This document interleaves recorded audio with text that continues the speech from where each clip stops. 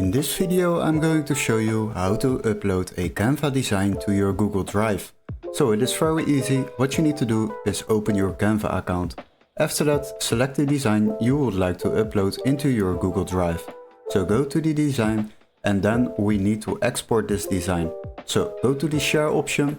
After that we can click on download, and as you can see, if I click on download, this menu will be opened. Now what we can select is the file type. Select the file type and here you will find different options. As you can see, we can select all kinds of file types, but you need to choose the right one for you.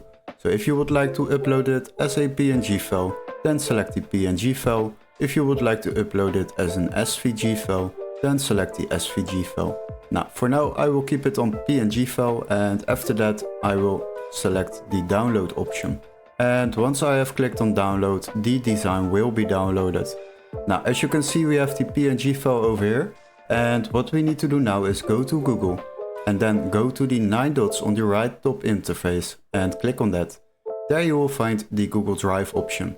If you click on this button, the Google Drive will be opened, and always make sure you are logged into your Google account.